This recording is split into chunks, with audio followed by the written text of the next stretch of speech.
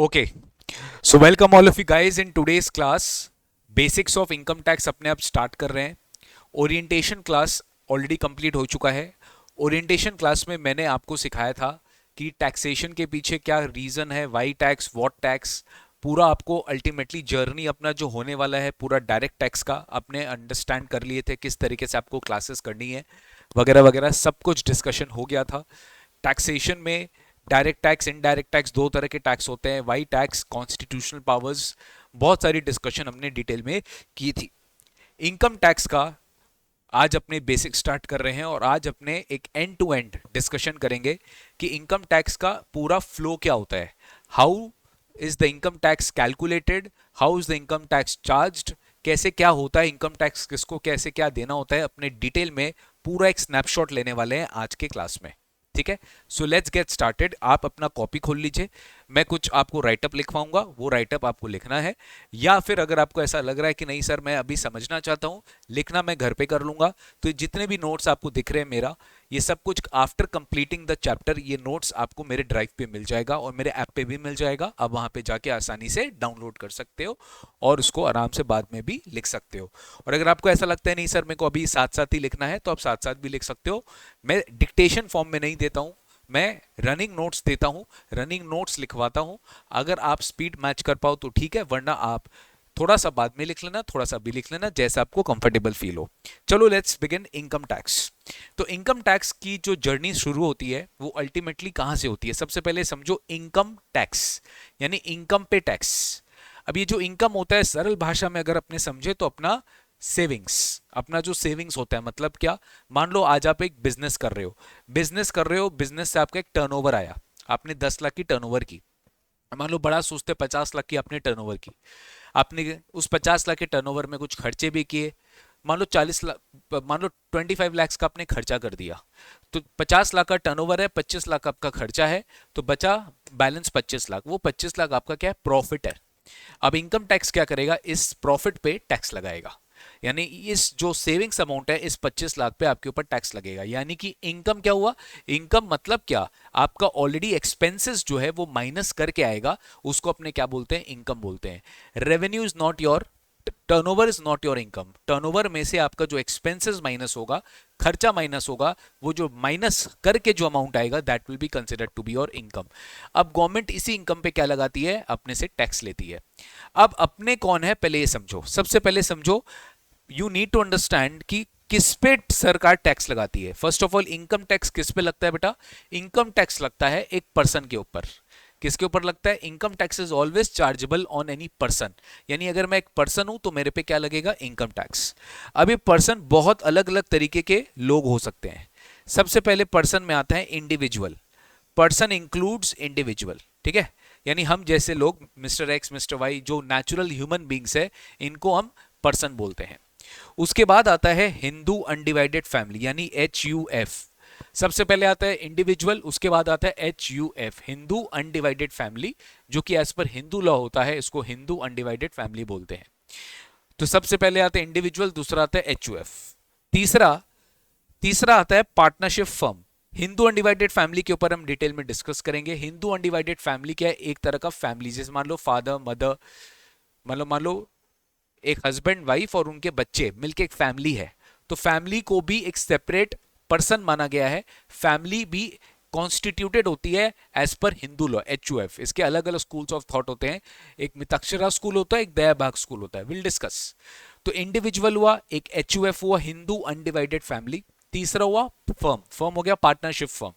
Partnership firm बोलो या limited liability partnership बोल लो, LLP. ठीक है, अगर आप एक लिमिटेड लाइबिलिटी पार्टनरशिप फॉर्म करके रखे हो तो वो भी एक पर्सन है, वो भी इनकम कमा सकते हैं, उनको भी टैक्स देना पड़ेगा. पार्टनरशिप फर्म भी इनकम कमा सकते हैं, उनको भी टैक्स देना पड़ेगा. एक फैमिली मिलके इनकम कमा सकता है तो फैमिली टैक्स देगा, और इंडिविजुअल इनकम कमा रहे तो इंडिविजुअल टैक्स देगा. फिर आता है कंपनी. कोई भी कंपनी भी इनकम कमा सकता है, तो कंपनी भी क्या दे सकता है, टैक्स दे सकता है. तो कंपनी, चाहे वो फॉरेन कंपनी हो, इंडियन कंपनी हो, डोमेस्टिक कंपनी हो, जैसा भी कंपनी हो, उस कंपनी में क्या लगता है, टैक्स लगता है. ठीक है ना, उस कंपनी पे क्या लगता है, टैक्स लगता है. फिर आता है सर AOPBOI. ठीक है, क्या आता है, association of person. Association of person यानी कि जॉइंट वेंचर बोल सकते हैं कि दो जन मिलकर, तीन जन मिलकर अपना जॉइंट वेंचर बनाए और साथ में बिजनेस कर रहे हैं और इनकम कमा रहे हैं। पार्टनरशिप फर्म नहीं बनाए, बट साथ में कुछ वेंचर कर रहे हैं कोई दूसरे ब्रांड से, तो उनको हम क्या बोलते हैं? AOP, association of persons. या फिर हम बोल सकते हैं body of individuals. Body of individuals यानी क्या? दो तीन इंडिविजुअल ही मिलके अपना कुछ स्टार्ट में साथ किए, ठीक है? तो ये हो गया इंडिविजुअल्स का ग्रुपिंग, ये हो गया पर्संस का ग्रुपिंग। पर्संस में हो सकता है company company, company individual, individual firm, कोई भी मिलके एसोसिएशन फॉर्म कर सकता है। बट बॉडी ऑफ इंडिविजुअल्स में क्या होता है? खाली इंडिविजुअल्स ही मिलके एसोसिएशन फॉर्म करते हैं, उसको हम बोलते हैं बॉडी ऑफ इंडिविजुअल्स। इसके ऊपर हम डिटेल में डिस्कस करेंगे। तो फर्म कौन, आई मीन पर्सन कौन हुआ? किसके ऊपर इनकम टैक्स लग रहा है? अल्टीमेटली इंडिविजुअल पे लग रहा है, एचयूएफ पे लग रहा है, फर्म एलएलपी पे लग रहा है, कंपनी पे लग रहा है, AOP, BOI, body of individuals, इन पर लग रहा है, ठीक है? फिर होता है आपका लोकल अथॉरिटी। लोकल अथॉरिटी आप जानती हो म्युनिसिपैलिटी होता है, कोई भी म्युनिसिपैलिटी हुआ विद इन एरिया, ये लोग भी इनकम कमाते हैं। तो लोकल अथॉरिटी के पास जो भी कलेक्शंस आते हैं उस पर भी टैक्स लग सकता है, तो वो भी पर्सन के डेफिनेशन में आते हैं, लोकल अथॉरिटी।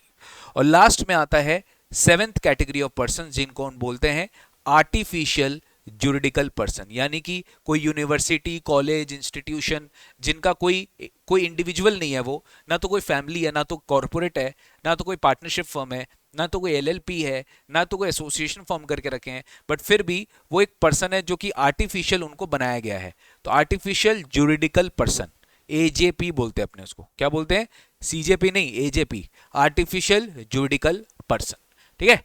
तो individual, HUF, firm LLP, partnership firm LLP, company AOP BY, local authority, artificial juridical person, ये पॉसिबल 7 कैटेगरी ऑफ पर्सन होते हैं बेटा, जो कि इनकम टैक्स के दायरे में आ सकते हैं, ठीक है? तो यहां पर ये पर्सन से ही इनकम टैक्स के ऊपर स्टार्ट होता है। तुम देखो लगभग सब लोग ही कवर्ड है, कोई भी ऐसा जन नहीं है जो कवर्ड नहीं है, कोई भी ऐसा पर्सन नहीं है जो यहां पर कवर्ड नहीं है। Almost everyone is covered in the definition of company. तो इंडिविजुअल हो गया, एचयूएफ हो गया, फर्म हो गया, कंपनी हो गया, एओपी हो गया, लोकल अथॉरिटी हो गया, आर्टिफिशियल जुडिकल पर्सन हो गया, ठीक है?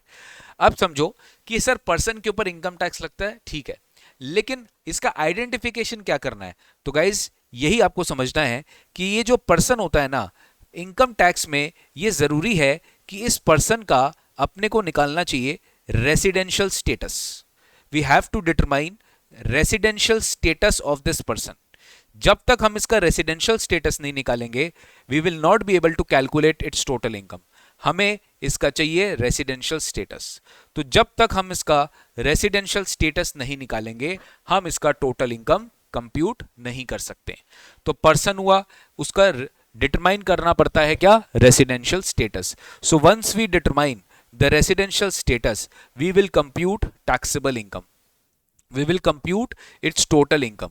तो एक बार जब हम इसका रेसिडेंशियल स्टेटस निकाल लेते हैं तो हम इसका टोटल इनकम निकाल सकते हैं। अब रेसिडेंशियल स्टेटस क्या, कैसे निकाला जाता है वो बाद में डिस्कस करेंगे, बट अभी समझो दो तरह का स्टेटस हो सकता है, या तो आप रेसिडेंट हो या तो आप नॉन रेसिडेंट हो। अल्टीमेटली इंडिया में टैक्सेबिलिटी डिपेंड करता है कि आप रेसिडेंट हो कि नॉन रेसिडेंट हो, उस पर बहुत कुछ डिपेंड करता है। अगर आप नॉन रेसिडेंट हो, नाम से लग रहा है आप इंडिया में ज्यादातर नहीं रहते, आप इंडिया के बाहर ही रहते हो, और अगर आप रेसिडेंट हो तो आपका मेजॉरिटी टाइम इंडिया में टाइम स्पेंड होता है, तो आप इंडिया के हार्डकोर रेसिडेंट है, आपसे ज्यादा टैक्स लिया जाएगा। ये तो एकदम क्लियर है। अगर आप रेसिडेंट हो तो आपसे ज्यादा टैक्स लिया जाता है, आपके सारे इनकम पे इंडिया में टैक्स लगता है, वो डिस्कस करेंगे। अगर आप नॉन रेसिडेंट हो तो नॉन रेसिडेंट पे खाली इंडियन इनकम पे टैक्स लगता है, सब पे टैक्स नहीं लगता है। ये सब चीज निकालना जरूरी है, तभी जाके आप उनका टोटल इनकम निकाल सकते हो। तो कोई भी पर्सन को आइडेंटिफाई करना जरूरी है कि वो रेसिडेंट है कि नॉन रेसिडेंट है। ये इनकम टैक्स का एकदम पहला स्टेप है, residential status. Based on residential status, based on residential status,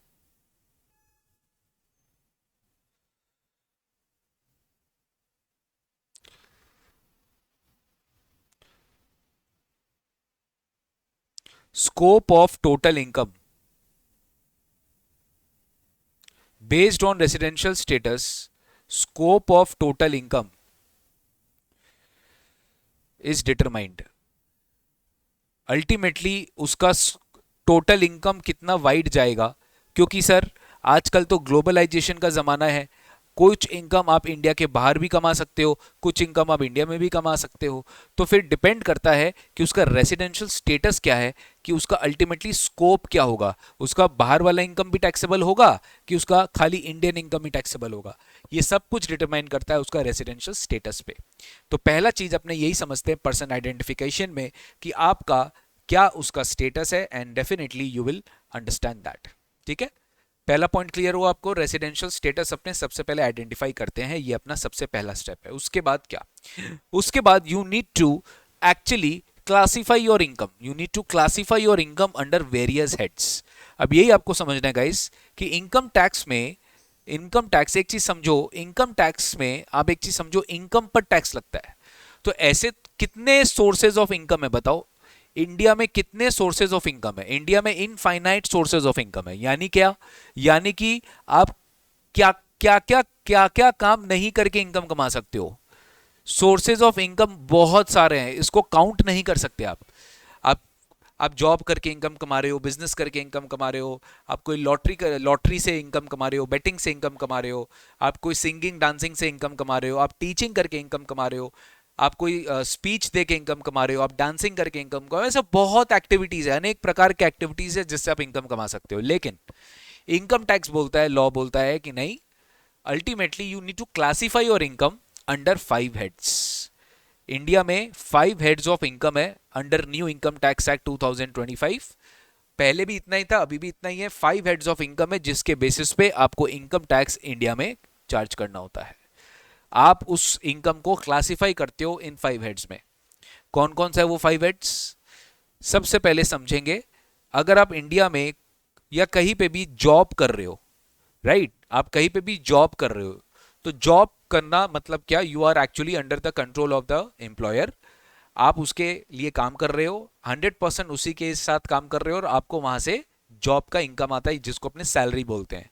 तो सैलरी बोल के इनकम टैक्स में अलग से हेड बनाया हुआ है, that what ever income you earn from your employer during your employment, जो भी आपको एम्प्लॉयर पेमेंट कर रहा है वो आपका सैलरी इनकम में टैक्सेबल हो जाता है। ठीक है, वो आपका सैलरी इनकम में टैक्सेबल हो जाता है। अब सैलरी इनकम अगर मैं आपको समझाऊंगा तो यहाँ पे सेक्शन 15 से लेके सेक्शन 19, ठीक है, as per new IT act 2025, section 15 से लेके सेक्शन 19 तक, 19 तक, ये 4 सेक्शन है, 15 16 17 5 सेक्शन है जो कि सैलरी के ऊपर बात करता है। ठीक है, वैसे ही अगर आप मान लो आपके पास कोई बिल्डिंग है, ठीक है, आप एक बिल्डिंग के ओनर हो या एक फ्लैट के ओनर हो, एक प्रॉपर्टी के ओनर हो। अब डेफिनेटली आप उस बिल्डिंग के ओनर हो तो आप उस बिल्डिंग को हो सकता है रेंट पे लगाओ, आप एक फ्लैट को रेंट पे लगाओ, तो आपको रेंटल इनकम आना स्टार्ट हो जाएगा। तो उस रेंटल इनकम को हम कहां पे टैक्सेबल करते हैं, उस रेंटल इनकम को हम हाउस प्रॉपर्टी में टैक्सेबल करते हैं। किसमें, उस रेंटल इनकम को हम हाउस प्रॉपर्टी में, सब कुछ दिया हुआ है, ठीक है, आपको समझ, एकदम रिलैक्स हो जाइए, सब कुछ अपने मैट में प्रिंटेड है, सब कुछ दिया हुआ है। अभी एक फ्लो में पढ़ रहे हैं तो फ्लो में आपको लिखाया भी जा रहा है। ठीक है, ये देखो, income from house property, income from house property. तो ये जो इसके सेक्शन नंबर है न्यू आईटी एक्ट 25 के हिसाब से, ये सेक्शन 20 से लेके सेक्शन नंबर 25, यानी सेक्शन नंबर 20 से स्टार्ट होगा हाउस प्रॉपर्टी और वो एंड होगा सेक्शन नंबर 25 में of the income tax act. ठीक है, तो 15 से लेके 19 सैलरीज का सेक्शन है, 20 से लेके 25 आपका हाउस प्रॉपर्टी का सेक्शन है।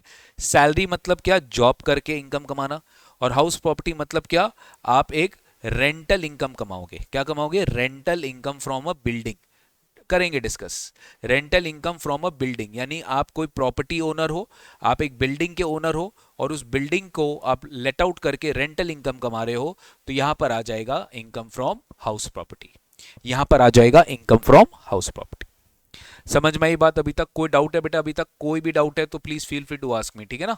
चलिए नेक्स्ट क्या आता है, नेक्स्ट आता है सर हमारा बिजनेस इनकम।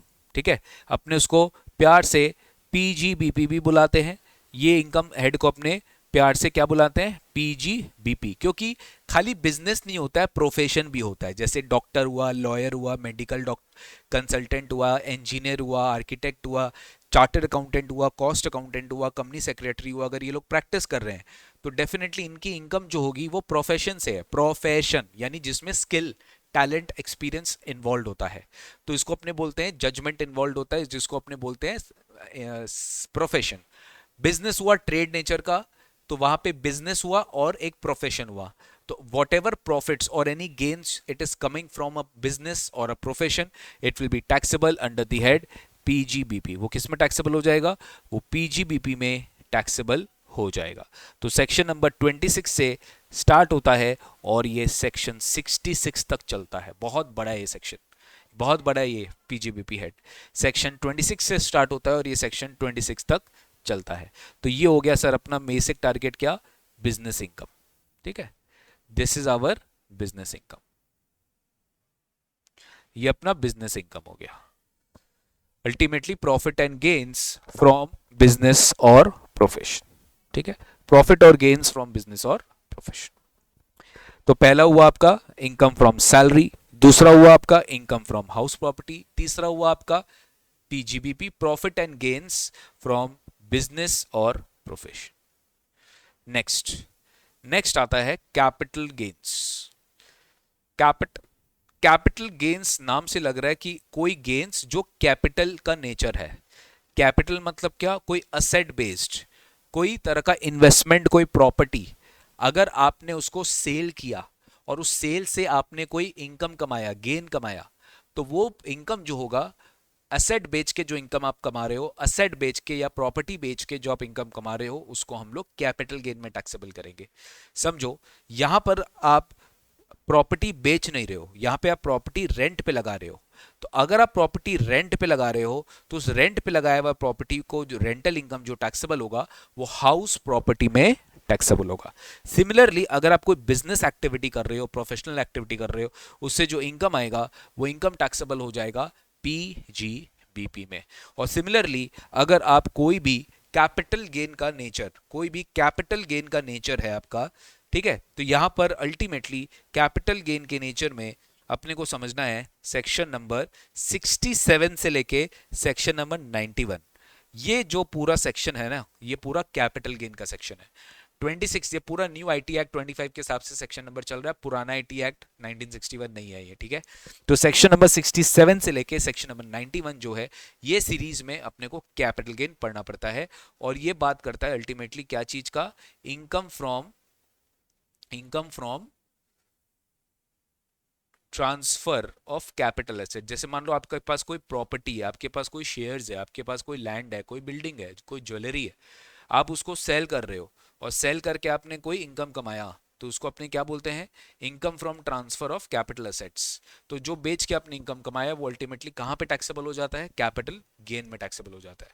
तो अल्टीमेटली यही क्लासिफिकेशन आपको करनी पड़ती है करेक्टली, कि जो इनकम आप कमा रहे हो आप उसको करेक्टली क्लासिफाई करो कि वो सैलरी में है, कि एचपी में है, कि पीजीपीपी में है, कि कैपिटल गेन में है।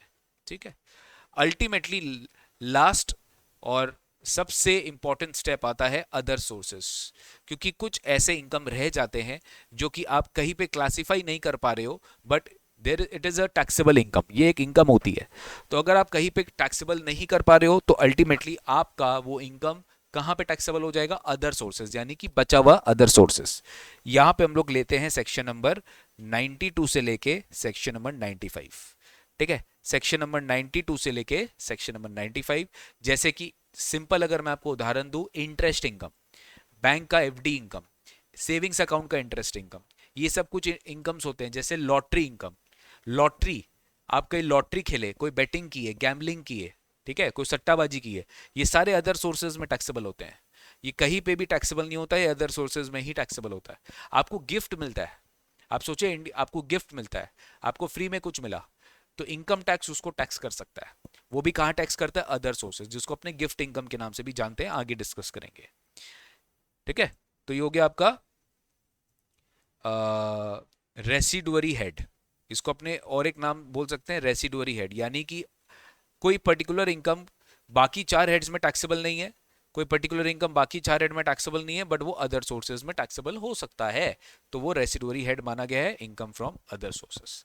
तो ये 5 हेड्स हो गया, salary, HP, PGBP, capital gain, other sources. यही है सबसे बड़ा pillar of your income tax. इसको समझ लिया तो लाइफ जिंगा लाला हो जाएगा। ठीक है, अब समझो सर, हम लोग ने इनकम को क्लासिफाई कर दी वेरियस हेड्स में। ठीक है, अब मुझे बताओ एक और डिस्टिंक्शन आपको समझाता हूं। जैसे कोई भी जो इनकम होता है ना बेटा, वो जरूरी नहीं है कि सारे इनकम ही यहां पे टैक्सेबल होंगे। कुछ इनकम ऐसे भी होते हैं जो एग्जेम्प्ट होता है, यानी कि उसको इनकम में इंक्लूड नहीं किया जाता, उसको हेड्स में इंक्लूड नहीं किया जाता है। टैक्सेबल इनकम जो होते हैं वो इंक्लूड किए जाते हैं हेड्स ऑफ इनकम में, यानी कि वो हेड्स में चला जाता है क्योंकि वो टैक्सेबल है। But there are certain provisions in the income tax act जो कि इनकम को एग्जेम्प्ट करता है, जैसे कि एग्रीकल्चरल इनकम इंडिया में एग्जेम्प्ट है। तो एग्रीकल्चरल इनकम ये भले आ सकता था अदर सोर्सेज में या बिजनेस इनकम में, बट वो नहीं आएगा क्योंकि ये एग्जेम्प्ट है। एग्जेम्पशन को अलग से इनकम टैक्स एक्ट कैटेगराइज किया है सेक्शन नंबर 10 एंड 11 में, वो अपने आगे डिस्कस करेंगे। ठीक है, तो एग्जेम्पशन में सबसे पहले समझो कि ये जो इनकम होता है इसको एक्सक्लूड कर दिया जाता है from the cross income, from the heads of income. Ultimately इसको अपने मेन में इंक्लूड नहीं करते, exclude from heads of income. Ultimately ये हेड्स ऑफ इनकम से क्या हो जाता है, एक्सक्लूड हो जाता है। ठीक है, यानी कि आप इसको इंक्लूड नहीं करते। ये कुछ इनकम होते हैं जो एग्जेम्प्ट हो जाते हैं, जो आप इसको इंक्लूड नहीं करते हैं, जैसे कि agricultural income. Example agricultural income, done. Example agricultural income.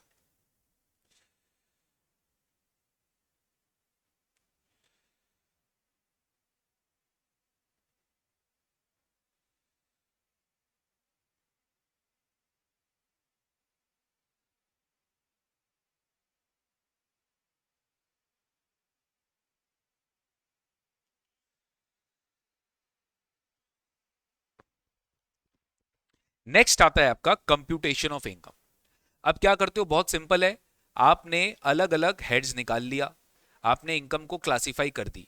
अब आपको क्या करना है, इनकम क्लासिफाई करने के बाद बात खत्म नहीं होती है। आपको फाइनली सैलरी का अपना हेड फ्रीज करके इनकम ऐड कर देना है, आपको हाउस प्रॉपर्टी का हेड फ्रीज करना है, आपको पीजीबीपी का हेड फ्रीज करना है, आपको कैपिटल गेन का अपना हेड फ्रीज करना है, और आपको अदर सोर्सेज का अपना हेड फ्रीज करना है। यहां से एक अमाउंट आएगा, यहां से एक अमाउंट आएगा, यहां से एक अमाउंट आएगा, यहां से एक फाइनल अमाउंट आएगा, यहां से एक अमाउंट आएगा। तो ये 5 अमाउंट्स आपको यहाँ मिलेगा, 1 2 3 4 एंड 5। हो सकता है आपका कैपिटल गेन नहीं है तो यहाँ पे जीरो आएगा, पीजीबीपी नहीं है तो जीरो आएगा, अदर सोर्स नहीं है तो जीरो आएगा, जो भी नहीं है। अल्टीमेटली आपको कंप्यूटेशन हर एक हेड का अलग अलग करना है।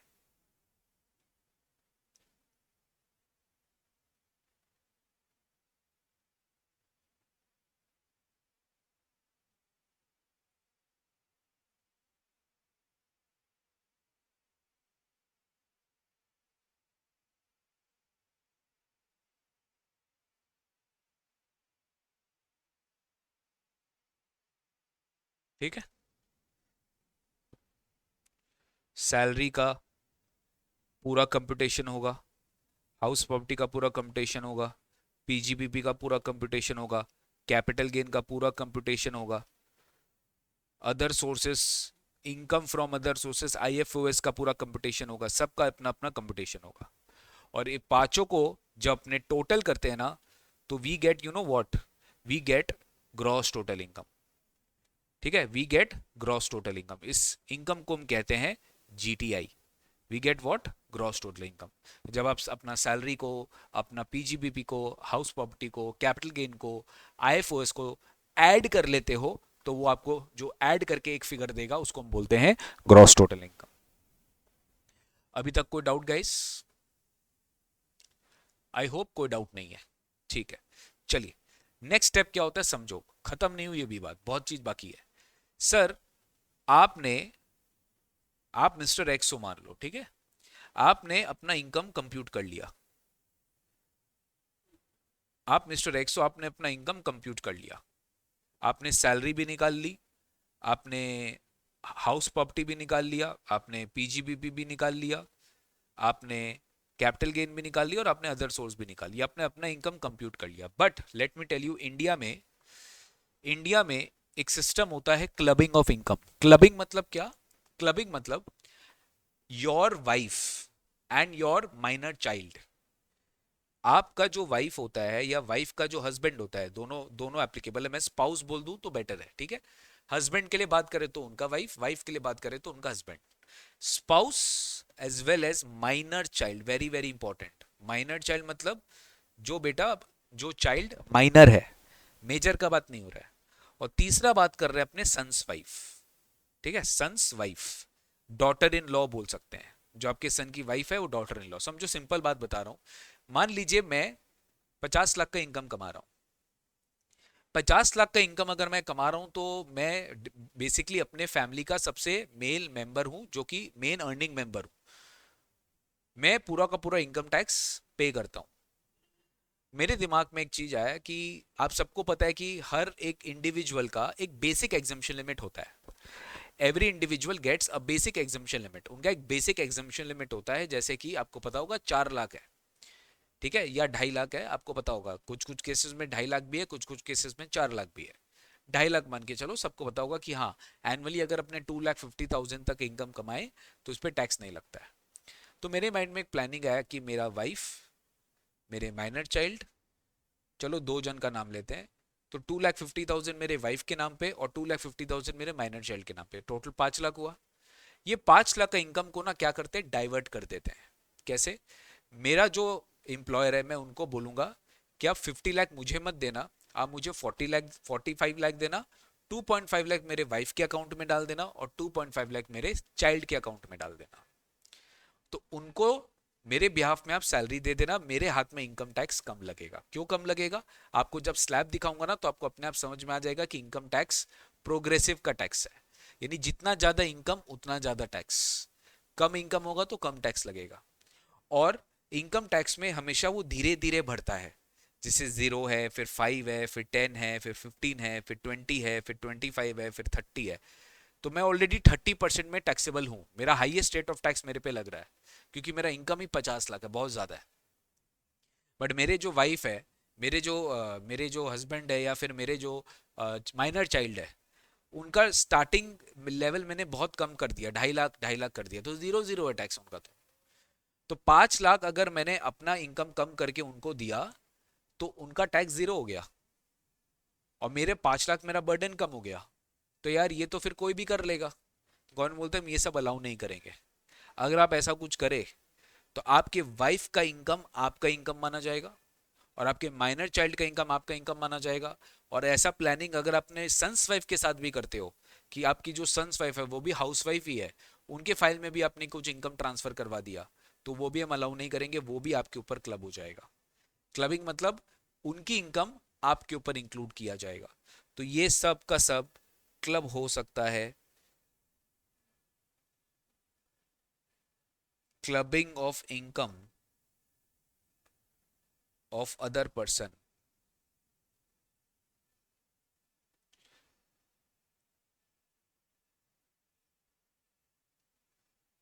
With own income.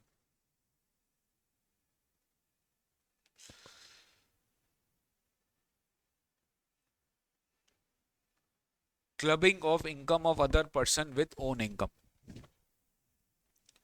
Clubbing of income of other person with own income,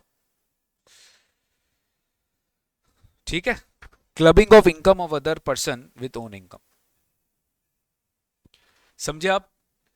एक चैप्टर आएगा, ये सब एक एक चैप्टर बेटा, जो जो आपको मैं बता रहा हूं ये सब एक एक चैप्टर है, समझो। रेसिडेंशियल स्टेटस एक चैप्टर है, ठीक है। ये पांचों एक एक चैप्टर है, ये एक एक चैप्टर है। एग्जेम्पशंस एक पूरा चैप्टर है, ठीक है। क्लबिंग ये पूरा एक चैप्टर है। आपको सिखाया जाएगा कि आपका इनकम कैसे बढ़ सकता है। आपकी वाइफ की वजह से बढ़ सकता है, आपके स्पाउस की वजह से बढ़ सकता है, आपके माइनर चाइल्ड की वजह से बढ़ सकता है, आपके सन्स वाइफ की वजह से बढ़ सकता है, क्योंकि आपने ज़रूर कुछ ना कुछ अपना इनकम डाइवर्ट किया है। तो सरकार ये अलाउ नहीं करेगी। सरकार बोलेगी आप टैक्स बचाने के लिए सब काम कर रहे हो, तो हम आप ही का वो इनकम मानेंगे, हम उनका इनकम नहीं मानेंगे। समझ में आया? नेक्स्ट होता है भैया लॉसेस। भाई देखो, जीवन है, अप्स एंड डाउन्स आएंगे। इनकम है, प्रॉफिट एंड लॉस दोनों ही होगा। जरूरी नहीं है कि प्रॉफिट ही प्रॉफिट है, लॉसेस का कुछ हो ही नहीं रहा है। ऐसा बिल्कुल नहीं होता। प्रॉफिट भी होता है, लॉस भी होता है। तो उस लॉस का क्या करते हैं अपने, समझो, बेसिक चीज समझाते हैं। लॉस का इनकम टैक्स में क्या ट्रीटमेंट होता है? अब मैं हेड्स वाइज बात करता हूं। मान लो सैलरी है, हाउस प्रॉपर्टी है, कैपिटल गेन है, सॉरी, पीजीबीपी है, कैपिटल गेन है, IFOS है, ये 5 हेड्स है, ठीक है बेटा। सैलरी में तो कोई लॉस होता ही नहीं है, सैलरी में लॉस कैसे होगा? आप काम भी कर रहे हो और आप पेमेंट भी कर रहे हो अपने एम्प्लॉयर को, ऐसा थोड़ी ना होता, पेमेंट तो मिलेगा ही और आप काम कर रहे हो। सैलरी में कभी कोई लॉस नहीं होता, अदर सोर्सेज में भी कभी कोई लॉस नहीं होता। हाँ, कोई स्टूडेंट बोल सकता है कि सर अगर हम बेटिंग करते हैं, हम गैम्बलिंग करते हैं, राइट, आपने बताया था ये सब जो एक्टिविटीज होती है, अश्लील एक्टिविटीज जो होती है, ठीक है, बेटिंग करना, गैम्बलिंग करना, या मान लो आप कोई कैजुअल इनकम, उसको मैं बेसिकली कैजुअल इनकम का नाम देता हूँ, राइट। तो अगर आप कैजुअल इनकम कमा रहे हो तो कैजुअल इनकम में तो टैक्स लगता है। तो सर अगर मान लीजिए हम अगर उसको हार गए तो लॉस है हमारा, तो बेटा वो लॉस को ना सरकार लॉस नहीं मानती है, उस लॉस का कोई टैक्स ट्रीटमेंट नहीं होता है, वो लॉस आपका डेड लॉस होता है।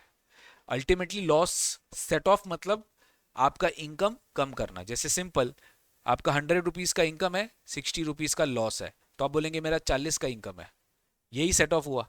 लेकिन मान लो मैं बोलूँ 100 रुपये का मैंने बेटिंग जीता और मैंने 110 रुपये का बेटिंग हारा भी, तो सर मैं बोलूंगा कि सरकार ये 100 ही देखेगी, इसको कुछ नहीं करेगी। सरकार बोलता है जो लॉस हुआ वो तुम्हारा लॉस, इनकम हुआ तो मेरे को टैक्स दे देना।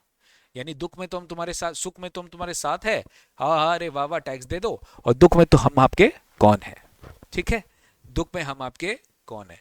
तो सर IFOS में ये चीज नहीं होता है, सैलरी में भी नहीं होता है, लेकिन बाकी सब जो है ना, हाउस प्रॉपर्टी, इसमें भी लॉस होता है, PGBP बिजनेस में भी लॉस होता है, और कैपिटल लॉस तो होता ही है। आपने 50 रुपए का शेयर खरीदा, आप उसको 20 रुपए में बेचे, आपने 50 लाख का प्रॉपर्टी खरीदा, आप उसको 40 लाख में बेचे, तो कैपिटल लॉस होता है, बिजनेस में लॉस होता ही है। हाउस प्रॉपर्टी में भी लॉस होता है, मैं आपको बाद में बताऊंगा, ठीक है। अब अल्टीमेटली आपको ये लॉस सेट ऑफ करना पड़ता है। क्या करना पड़ता है? आपको लॉस इनकम के साथ सेट ऑफ करना पड़ता है। और मान लो कुछ ऐसा रीजन हो रहा है, in some cases losses are not allowed to be set off, कभी होता है, इसके रीजन है, इसके रूल्स है, वो अपने आगे पढ़ेंगे। कुछ कुछ केसेस ऐसा होता है that losses are not allowed to be set off, losses को सेट ऑफ करना अलाउड नहीं है। नहीं, जैसे बिजनेस लॉस सैलरी के साथ सेट ऑफ नहीं होता, पता है आपको। बिजनेस में अगर आपका लॉस और सैलरी में आपका गेन है, ये सेट ऑफ नहीं हो सकता, रूल है इसका। तो बिजनेस लॉस का क्या करेंगे आप और कहीं सेट ऑफ ही नहीं कर पा रहे हैं क्योंकि रूल्स रेस्ट्रिक्टेड है।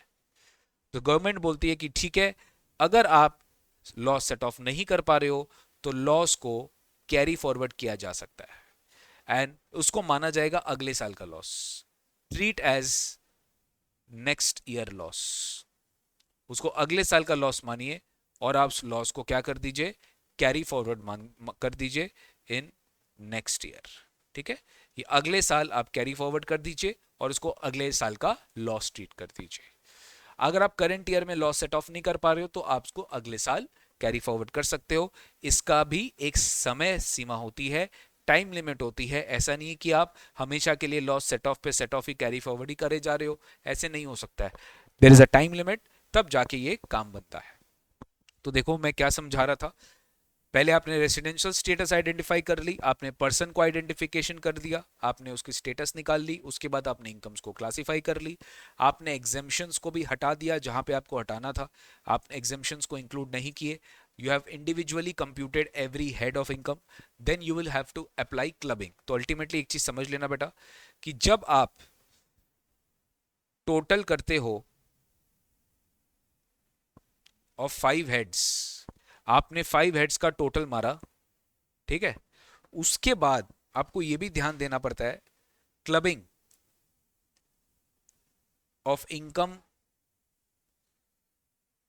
Of spouse and minor child या सन्स वाइफ, इनको भी ऐड करना है। और मान लीजिए अगर आपका कोई लॉसेज है, कोई लॉसेज है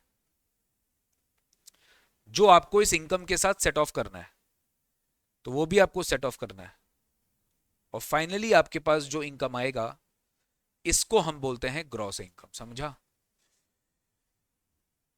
अब ये मैं आपको समझा दूंगा आगे, ये हेड लेवल पे ही हो जाता है। मतलब क्या, समझो, समझ जाओगे तुम, बहुत इजी है। जैसे मेरा सैलरी इनकम है, मेरा वाइफ का सैलरी इनकम अगर मेरे में क्लब होगा तो मेरा सैलरी बढ़ जाएगा। मेरा हाउस प्रॉपर्टी है, मेरी वाइफ का हाउस प्रॉपर्टी इनकम भी मेरे में क्लब हो रहा है, तो मेरा हाउस प्रॉपर्टी बढ़ जाएगा। तो सब ये मेरा टोटल में ऐड हो जा रहा है। मान लो मेरा बिजनेस लॉस है और मेरा कैपिटल गेन है, तो मेरा business loss, my business loss capital gain के साथ सेट ऑफ हो जाएगा, तो अल्टीमेटली मेरे टोटल इनकम में फर्क आ जाएगा, ये 5 हेड्स के इनकम में फर्क आ जाएगा। तो अल्टीमेटली यही मैं बताने जा रहा हूं कि ये जो क्लबिंग सेट ऑफ करने के बाद का जो स्टेप है ना, क्लबिंग सेट ऑफ करने के बाद का जो स्टेप है, उसके बाद जो आपका फाइनल टोटल आएगा पांचों हेड मिला के, उसको हम क्या बोलते हैं, ग्रॉस टोटल इनकम। क्योंकि ये लॉस आप ही का है, आप इसको सेट ऑफ करोगे अदर हेड्स के साथ, ये इनकम भी आप ही का है, जो स्पाउस माइनर चाइल्ड का इनकम आप में क्लब हो रहा है, तो ये सब कुछ फैक्टर इन करने के बाद आपकी जो इनकम आएगी, इसको हम बोलेंगे gross total income. Will call it as gross total income. बराबर है। फाइनली आपका computation of gross total income हो गया, यही मैं आपको बताना चाह रहा था। ये हो गया आपका computation of gross total income. Sum of 5 heads plus clubbing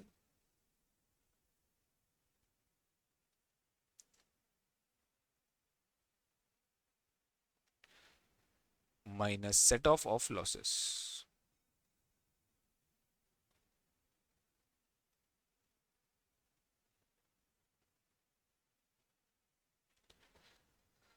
अब देखो, हमें टैक्स निकालना होता है, पता है, इस फिगर पे, इस फिगर पे टैक्स निकलता है जिसको हम बोलते हैं नेट टोटल इनकम। इस फिगर पे टैक्स निकलता है जिसको हम बोलते हैं नेट टोटल इनकम। इस फिगर पे टैक्स निकलता है जिसको हम बोलते हैं नेट टोटल इनकम। तो नेट टोटल इनकम क्या होता है बेटा, आपने जो ग्रॉस टोटल इनकम अर्न किया, ग्रॉस टोटल इनकम कैसे अर्न किया, समेशन ऑफ 5 हेड्स, उसमें क्लबिंग सेट ऑफ का इंपैक्ट डालना, उसका इंपैक्ट डाल के आपके पास जो इनकम आए उसको हम बोलते हैं ग्रॉस टोटल इनकम। उसके बाद आप माइनस करते हैं डिडक्शंस। इनकम टैक्स में टोटल 23 चैप्टर है, उसमें जो चैप्टर 8 है ना, उसमें सारे के सारे डिडक्शंस मेंशन्ड है। उस डिडक्शंस को आपको इस ग्रॉस टोटल इनकम में से माइनस करना होता है और आप अराइव करते हो to net total income. Example sir, जैसे मान लो आपने कोई LIC लिया, आपका कोई मेडिकल क्लेम है, आपने कोई डोनेशन दिया, आपका कोई PPF अकाउंट है, कुछ ऐसे टैक्स फ्रेंडली मेजर्स है जो सरकार अलाउ करती है आपको डिडक्शन, गवर्नमेंट आपको डिडक्शन दे रही है आपकी इनकम में से फ्रॉम योर GTI। तो ग्रॉस इनकम में से आपको डिडक्शन अलाउ किया जाता है, उस डिडक्शन को माइनस करने के बाद हमें मिलता है नेट टोटल इनकम।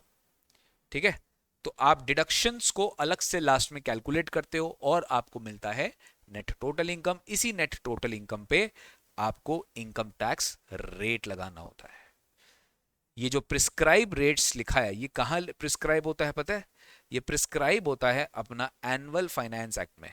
यस, आपका जो भी एनुअल फाइनेंस एक्ट है 2026, उसमें ये रेट्स ऑलरेडी प्रिस्क्राइब्ड है और इसी रेट्स के हिसाब से हमें इनकम टैक्स कैलकुलेट करनी होती है। हर पर्सन का इनकम टैक्स रेट अलग अलग है, ये भी मैं आपको सिखाऊंगा।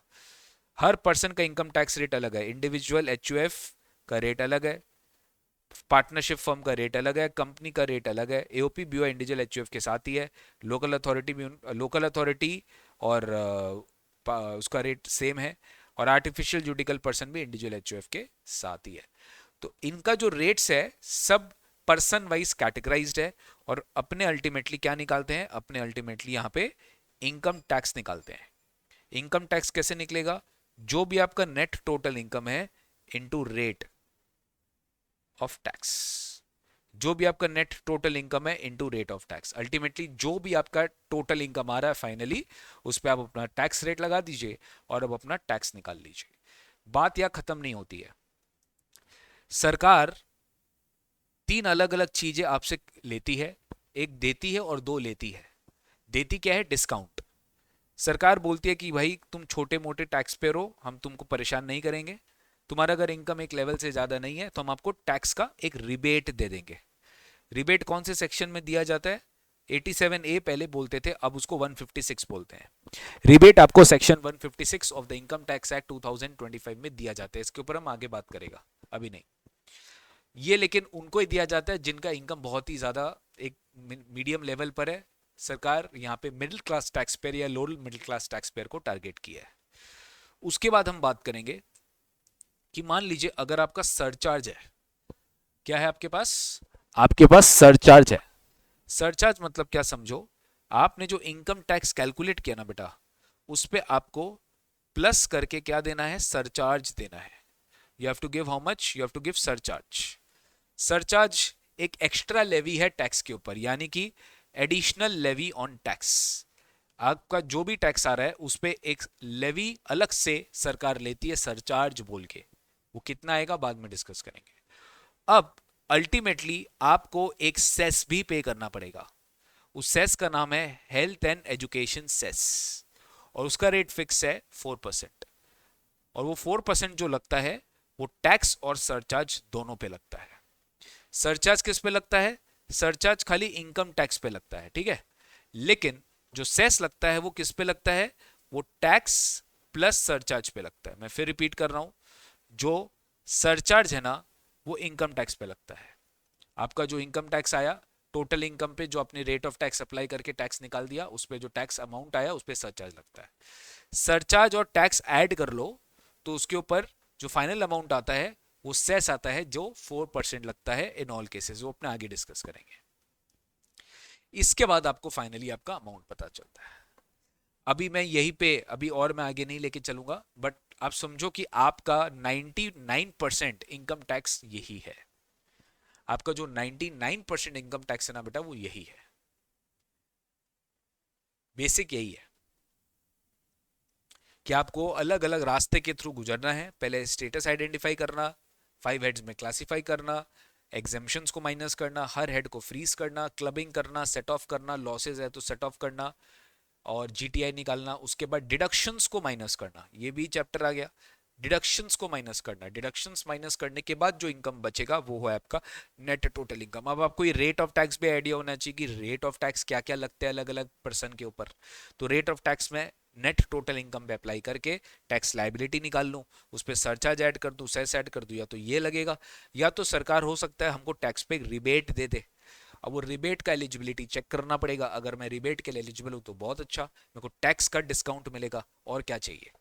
ठीक है, तो इसके ऊपर अपने और डिटेल में आगे चर्चा करेंगे। अभी तक अगर आपको कोई डाउट है तो आप मेरे से पूछ सकते हो।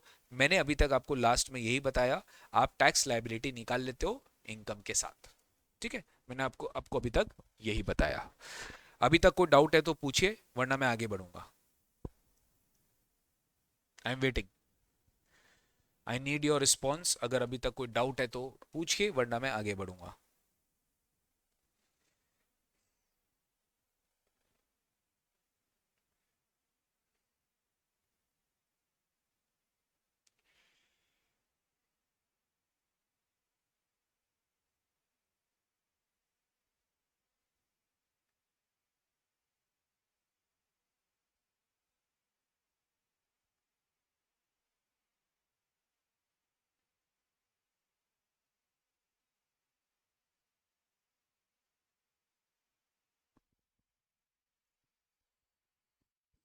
चलिए, यहां पे एक समझो बेटा, यहां पे एक चीज समझना। आपने एक टोटल इनकम निकाला था, राइट? और आपने उस पे टैक्स रेट जो है मल्टीप्लाई किया, और आपको एक टैक्स लाइबिलिटी आया। ठीक है, ये हुआ अल्टीमेटली। आपको अल्टीमेटली टैक्स लाइबिलिटी आया। जब मैं टैक्स लाइबिलिटी बोलता हूं ना, इसमें सब कुछ आ जाता है। इसमें टैक्स भी आ गया, इसमें सरचार्ज भी आ गया, इसमें सेस भी आ गया, और अगर कोई रिबेट एंड ऑल है तो वो भी कंसिडर हो गया। ठीक है, अब गवर्नमेंट एक ऑल्टरनेटिव सिस्टम तुमको बता रहा है कि देखो भाई, तुम अगर ऐसे टैक्स निकाले हो तो बहुत ही बढ़िया, कोई इशू नहीं है, लेकिन तुम्हें एक और मेथड से टैक्स निकाल के चेक कर लेना है। उस मेथड का नाम है ऑल्टरनेट वे में मिनिमम टैक्स निकालना। यानी इतना तो तुमको टैक्स देना ही पड़ेगा। अगर मान लो आपका ये टैक्स, इस ये जो आपने बेसिक तरीका से टैक्स निकाला, इसके हिसाब से आपका टैक्स आ रहा है, मान लो बेटा 10 लाख, मान लो सब कुछ लेके, और तुमने इस मेथड से टैक्स निकाला जो मैं अभी तुम्हें समझाने वाला हूं, इस मेथड से टैक्स तुम्हारा 12 लाख आ गया। ये कुछ अलग ही मेथड है। यहां पे तुम्हारा 12 लाख आ गया या 10 लाख था, तो तुमको 12 लाख देना पड़ेगा। ये मिनिमम टैक्स है, इससे कम आप नहीं दे सकते, जिसको हम क्या बोलते हैं, एएमटी बोलते हैं। क्या बोलते हैं, एएमटी, ऑल्टरनेट वे में मिनिमम टैक्स निकालना। अब ये कैसे निकलता है, अभी ये सब समझने में जाएंगे तो बहुत डिफिकल्ट होगा समझाना। अभी मैं आपको ये नहीं समझाना चाहता हूं, बस एक सिंपल फॉर्मूला लगा देता हूं कि यहां पे जो अपने करते हैं, यहां पे अपना जो होता है 18% of adjusted total income, 18% of adjusted total income, ये आपका टैक्स होता है। 18% ऑफ एडजस्टेड टोटल इनकम, ये गवर्नमेंट बोलती है कि आपका यही हो जाएगा एडजस्टेड टोटल इनकम का 18% ऑल्टरनेट मिनिमम टैक्स हो जाएगा। अब ये जो टैक्स होगा, आपको इसी टैक्स को इससे कंपेयर करना है, इसी टैक्स को आपको इससे कंपेयर करना है। ऑब्वियसली इसमें भी आप सरचार्ज सेस लगा के जोड़ के देखेंगे और यहाँ पे आप कंपैरिजन करेंगे। अब ये कैसे क्या है वो सब छोड़ दो, लेकिन आपको इतना मैं समझा रहा हूं कि देखो, जब तुम एक तरीका से टैक्स निकालेगा ना, तो वही एक तरीका नहीं है, तुमको एक और ऑल्टरनेट मिनिमम टैक्स का तरीका से टैक्स निकालना पड़ेगा। और फाइनली इसमें विच एवर इज हायर होगा, वही आपका फाइनल टैक्स पेबल आएगा। इसमें विच एवर इज हायर होगा बेटा, वही आपका फाइनल क्या होएगा, टैक्स पेबल आएगा। आपको उतना ही टैक्स सरकार को देनी पड़ेगी, इसमें विच एवर इज हायर होगा।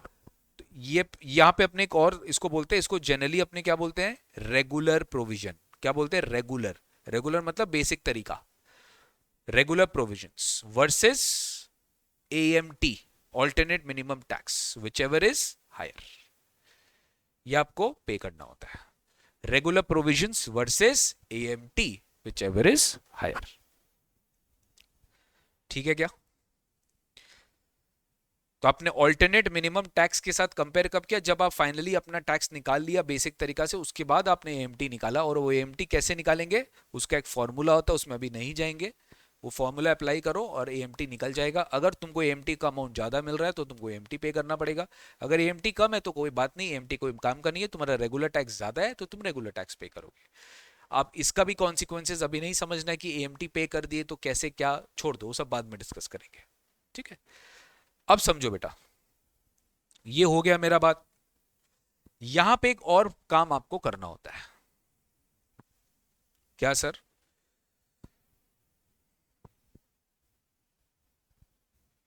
Examine which regime to pay. आपको डिसाइड करना है कि आपको जो टैक्स है किस सिस्टम में पे करना है। ये बहुत बड़ा डिस्कशन है जो थोड़ी देर में होगा, लेकिन अभी मैं इसको शॉर्ट में करके निकलूंगा, क्योंकि मेरा ऑब्जेक्टिव आपको बस एक बेसिक टच देना है। सर अभी तक तो आप हमें जो सिस्टम समझा रहे थे वो तो हम समझ गए, रेगुलर सिस्टम है, 5 हेड्स ऑफ इनकम है, डिडक्शंस माइनस कर देंगे। अब वो 5 हेड्स ऑफ इनकम में भी आपका हेड्स ऑफ इनकम निकालते समय क्लबिंग हुआ, सेट ऑफ हुआ, सब कर देंगे, ग्रॉस इनकम आ गया, डिडक्शन माइनस कर दिए, टोटल इनकम आ गया। उस टोटल इनकम में टैक्स रेट्स अप्लाई कर दिए, टैक्स लाइबिलिटी आ गया, उस पर सरचार्ज सेस ऐड करके कर दिए। फिर अचानक से आपने बोला नहीं, तुमको एक एएमटी सिस्टम भी टैक्स निकालना पड़ेगा, वो भी एक फॉर्मूला है, और विच एवर इज हायर जो होगा वो तुमको मिनिमम टैक्स उतना देना पड़ेगा। अब आप सडनली बोल रहे हो decide which regime has to pay. समझो क्या है बेटा। अब इसका ना तुमको एक बेसिक आइडिया मैं अभी नहीं देना चाह रहा था, बट ठीक है, तुम एक चीज समझो, हमें 2 रेजिम से टैक्स निकालना पड़ेगा। एएमटी वाला बात एक बार भूल जाओ, एएमटी एक बार भूल जाओ। एक है default tax regime, default tax regime, एक है default tax regime, default tax regime. Section 202, section number में मत जाओ, सेक्शन 202 में लिखा है दूसरा है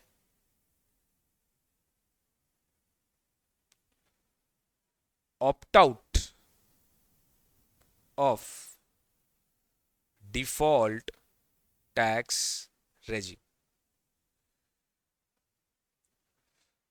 आप डिफॉल्ट टैक्स रेजिम से निकलना चाहते हो। आपको मैंने अभी जो भी ये बताया ना, रेगुलर प्रोविजन, ये बेसिक तरीका जो भी बताया ना बेटा, डिडक्शन में ले लो, लॉस ले लो, सेट ऑफ ले लो, क्लबिंग कर लो, माइनस कर लो डिडक्शन, ये जो भी मैंने आपको बताया, रेट्स, एनुअल फाइनेंस एक्ट, ये जो भी मैंने आपको बताया, यही है वो, ये रेगुलर प्रोविजन। ओ, मतलब आज के डेट में आप रेगुलर प्रोविजन अगर लेना चाहते हो तो आपको एक स्कीम जो सरकार डिफॉल्ट की तरह तुमको चिपका के दे के रखी है, तुमको उसमें से निकलना पड़ेगा। हाँ, एक एक करके। ये बाय डिफॉल्ट नहीं है, तुमको ये स्कीम से निकलना पड़ेगा, ये एक ऑप्शन तुम्हें लेना पड़ेगा। मतलब घुसने का ऑप्शन नहीं है, निकलने का ऑप्शन है। घुस तो तुम ऑलरेडी चुके हो, क्योंकि तुमको यहां पे सरकार सोच के रखी है कि तुम नया रेजिम में जाओगे। आप अगर थोड़ा सा बात सुनोगे, न्यू टैक्स रेजिम और ओल्ड टैक्स रेजिम, तो ये वही है। जो नया रेजिम है वो डिफॉल्ट टैक्स रेजिम है, जिसको न्यू टैक्स रेजिम बोलते हैं, और जो पुराना रेजिम है उसको ओल्ड टैक्स रेजिम बोलते हैं, जो कि opt out of default tax regime है। मतलब क्या सिंपल, अगर आप नए रेजिम में जाना चाहते हो, अगर आप एक दूसरा सिस्टम और एक सिस्टम है, अगर आप उसमें से टैक्स निकालना चाहते हो, तब सरकार तुमको बोलेगी कि आप न्यू रेजिम में जाइए, आप उसी के हिसाब से इनकम कैलकुलेट करिए, आप उसी के हिसाब से टैक्स कैलकुलेट करिए, एंड फिर यहाँ पे आपके ऊपर ऑल्टरनेट मिनिमम टैक्स जो लगता है वो अप्लाई नहीं होगा, क्योंकि फिर आपने एक स्कीम ऑप्ट कर लिया है जिसको हम बोलते हैं डिफॉल्ट टैक्स रेजिम। आप उसी के हिसाब से टैक्स दीजिए, आप उसी के हिसाब से इनकम कैलकुलेट करिए, पे अकॉर्डिंगली। ठीक है। बट अगर आप बोलते हो नहीं नहीं नहीं नहीं, मुझे स्कीम में नहीं रहना है, मैं निकलना चाहता हूं, तो फिर आप आना चाहते हो रेगुलर प्रोविजन में, मतलब आप रहना चाहते हो ओल्ड टैक्स में, तो फिर आपके ऊपर वही चालू हो जाएगा, regular provision versus AMT, whichever is higher. इनमें से जो भी हायर है आपको वो टैक्स देना पड़ेगा गवर्नमेंट को। तो रेगुलर प्रोविजन में दीजिए या एएमटी में दीजिए, जो भी ज्यादा हाई होगा आपको उसके हिसाब से टैक्स देना पड़ेगा। ये कब? जब आप डिफॉल्ट रेजिम से निकलना चाहते हो। मतलब सर आपको एग्जाम में दे देगा whether you are in this regime और यू हैव ऑप्टेड आउट। अब दोनों में कैसे क्या है वो हम लोग सब डिटेल में डिस्कस करेंगे, अभी इतना आपको जाना नहीं है। तो मैं फिर एक बार वापस से रिपीट कर रहा हूं। आपने स्टेटस आइडेंटिफाई कर लिया अपना, रेसिडेंट हो, अनरेसिडेंट, नॉन रेसिडेंट हो, अकॉर्डिंगली आपका टोटल इनकम का स्कोप पता चल गया कि आपके ऊपर फॉरेन इनकम भी इंडिया में टैक्सेबल होगा कि खाली इंडियन इनकम टैक्सेबल होगा। अल्टीमेटली स्कोप निकालने के लिए हमें ये स्टेटस निकालना जरूरी होता है। You have to classify your income under various heads, which income will be included in salary, house property, business income, capital gain, other sources. Accordingly, you will also exclude the exemptions. आप exemptions exclude कर दोगे in the head level only, और आपने उसको income को जोड़ना नहीं अपने टैक्सेबल इनकम में। आप इनकम को you'll compute head wise, okay, and then you'll compute your income, and then you'll also do the clubbing part. If there is any income of your spouse, minor child, son's wife which is to be included in your income, you have to include it. If there is any losses, आपका कोई losses हो सकता है किसी भी head में या किसी भी income में, किसी भी source से, तो that losses has to be set off if allowed।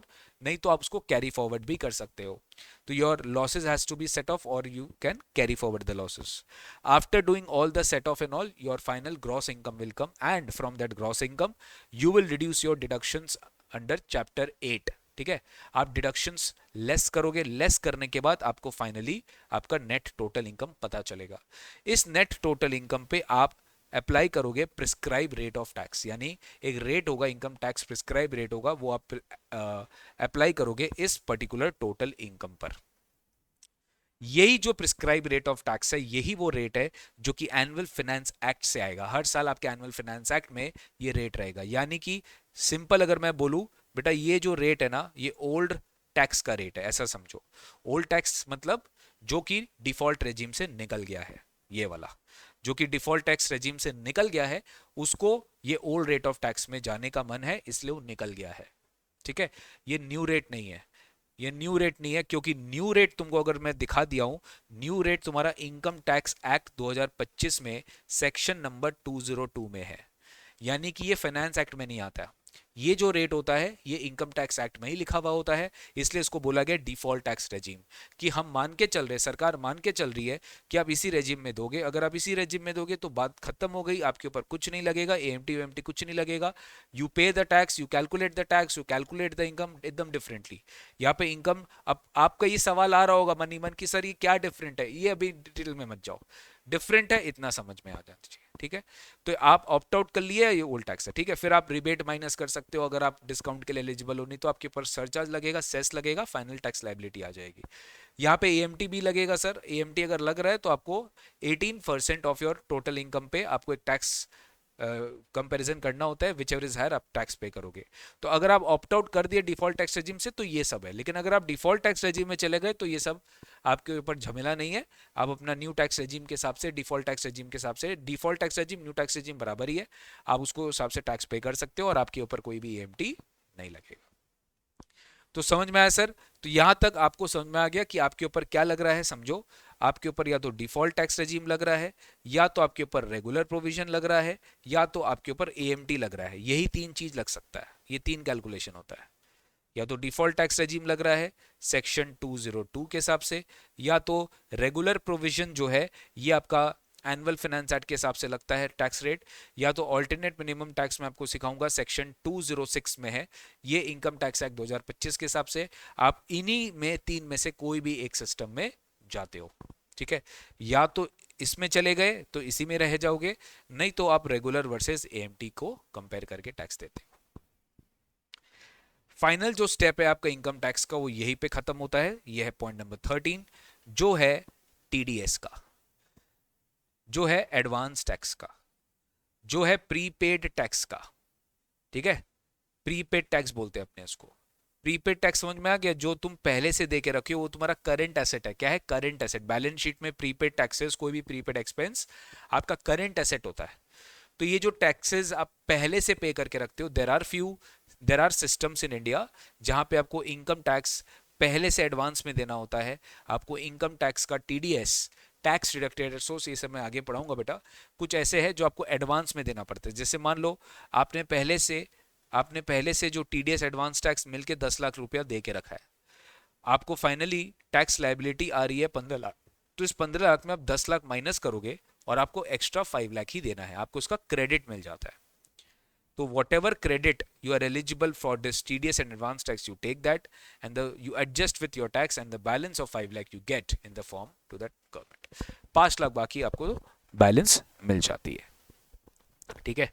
तो TDS, advance tax, prepaid tax, ये सब कुछ आपको एडवांस में डिपॉजिट गवर्नमेंट को करनी पड़ती है।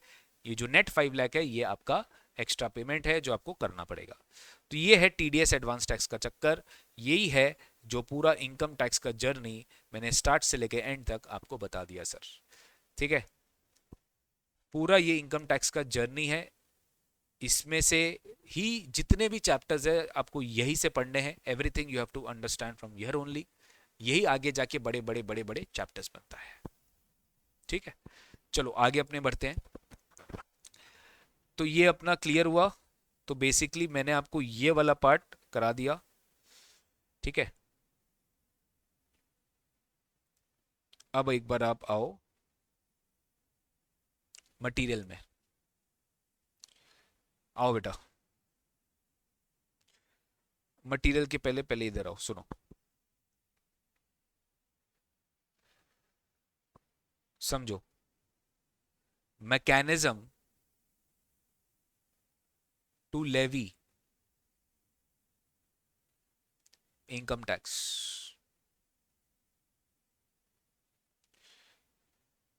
सुनो बेटा, अब ये भी समझाता हूं कि पहले क्या होता था और अभी क्या होगा। अभी क्या कन्वर्ट हो गया, अभी क्या इनकम टैक्स एक्ट 25 चेंज कर दिया।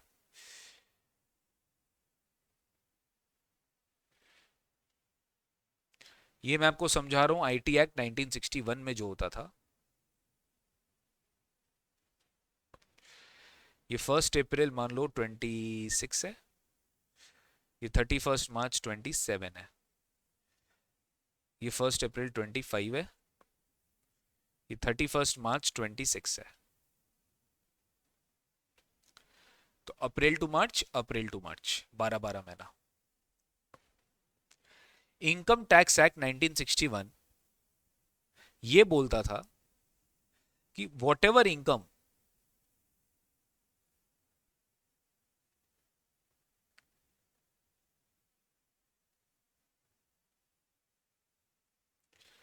whatever income you have earned in this year,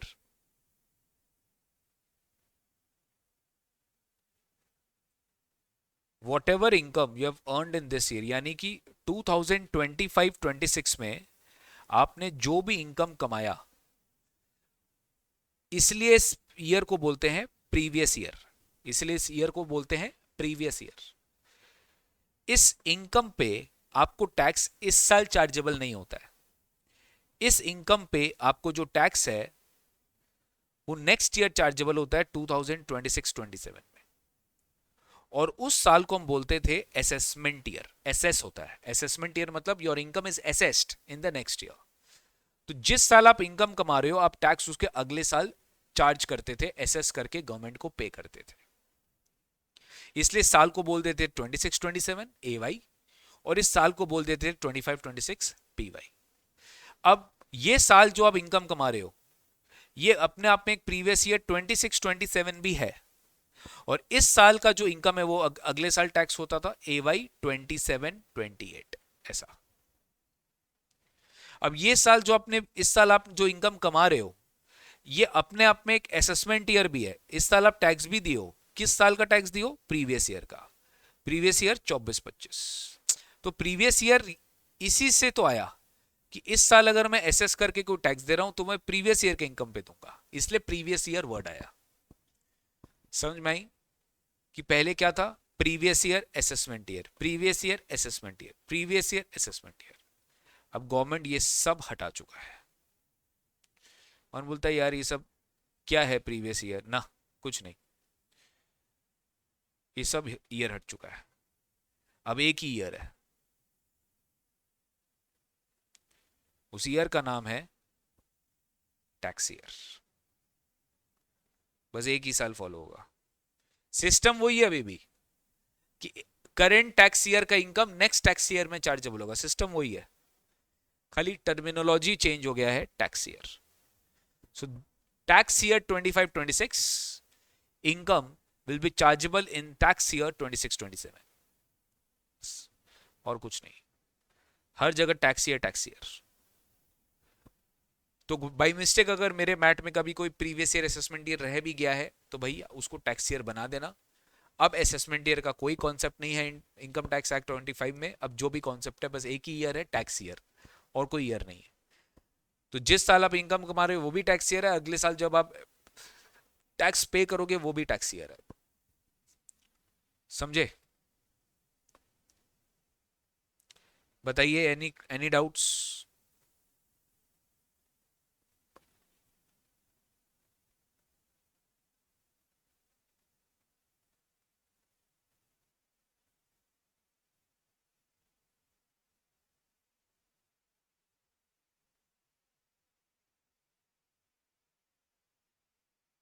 tax year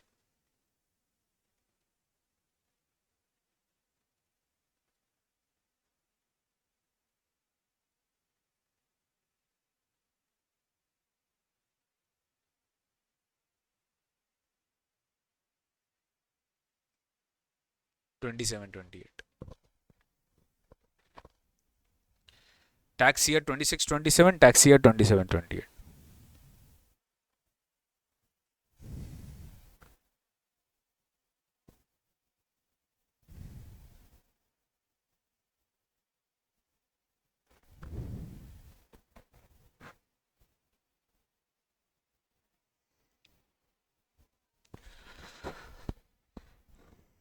मतलब जो भी ईयर है एक ही ईयर है, tax year tax year tax year tax year.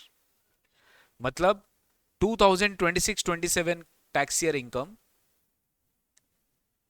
is chargeable to tax in the next tax year in 27-28। ठीक है? समझते हैं, आइए सेकंड पेज में आते हैं। चार्ज ऑफ इनकम टैक्स, ये सबसे बड़ा इंपॉर्टेंट सेक्शन है बेटा, आपके पूरे इनकम टैक्स को यही गवर्न करता है। किस तरीके से इनकम टैक्स एक्ट स्टार्ट होता है?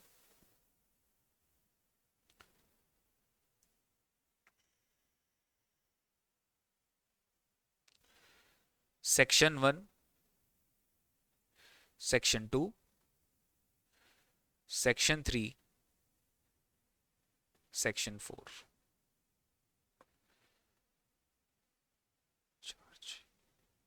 सेक्शन 4 बोलता है कि इनकम टैक्स किस पे लगेगा। सेक्शन 3 डिफाइंस टैक्स ईयर, कि अल्टीमेटली टैक्स ईयर क्या होता है। सेक्शन 2 में डेफिनेशंस है, पूरे इनकम टैक्स एक्ट में जो भी टर्मिनोलॉजी यूज किया उसके डेफिनेशंस है। और सेक्शन 1 नॉर्मली कोई भी एक्ट का शॉर्ट टाइटल होता है, एक्सटेंट एंड एप्लीकेबिलिटी, कि कब से वो एप्लीकेबल होगा। तो अपने अभी समझ रहे हैं, सेक्शन 1 सेक्शन 2 अपने ऑलरेडी कर चुके। शॉर्ट टाइटल एक्सटेंड क्या है? IT act 2025 applicable from which year? 1 April 2026। India में 1 अप्रैल 26 से इनकम टैक्स एक्ट 2025 लागू हो चुका है। सेक्शन 4 अब अपने पढ़ रहे हैं, चार्ज ऑफ इनकम टैक्स। देखो, इनकम टैक्स एक्ट का चार्जिंग सेक्शन क्या बोलता है? It is the most supreme section in the entire act. Income tax shall B charged at the rates specified for the tax year. मतलब tax year का जो भी rate specified होगा by the annual finance act. बोला था ना कि rate कहां पे स्पेसिफाई होता है? एनुअल फाइनेंस एक्ट में होता है। इनकम टैक्स एक्ट में इनकम टैक्स के रेट्स नहीं लिखे हुए हैं, लिखे हुए हैं कुछ स्पेशल इनकम के, उसके ऊपर बात करेंगे बाद में। बट जो बेसिक स्लैब रेट्स होते हैं, जो फ्लैट रेट ऑफ टैक्स होता है, वो नहीं लिखा हुआ इनकम टैक्स एक्ट में, वो स्पेशल रेट्स ही लिखे हुए हैं। मेजॉरिटी रेट्स जो होता है वो एनुअल फाइनेंस एक्ट से आता है, such as tax rates for individual firms companies, और the income tax act 2025 such as tax rate specified under 200(1). ये क्या हो गया बेटा? ये हो गया डिफॉल्ट टैक्स रेजिम। जैसे मैंने आपको बताया ना कि अगर आप न्यू सिस्टम में टैक्स देना चाहते हो तो फिर एनुअल फाइनेंस एक्ट में आपके ऊपर रेट लग ही नहीं रहा है, तब फिर आपको इनकम टैक्स एक्ट 25 में ऑलरेडी रेट स्पेसिफाइड है, सेक्शन 202, उसके हिसाब से आपको टैक्स देनी है। तो इनकम टैक्स का रेट एनुअल फाइनेंस एक्ट में भी लिखा हो सकता है और इनकम टैक्स एक्ट 25 में भी लिखा हो सकता है। It will B charged at that rate only. Income tax may include any additional income tax by whatever name called levied under this act. आपको पढ़ाया जाएगा आगे। There is something known as buyback tax. There is something known as other tax in the form of income tax only collect किया जाता है।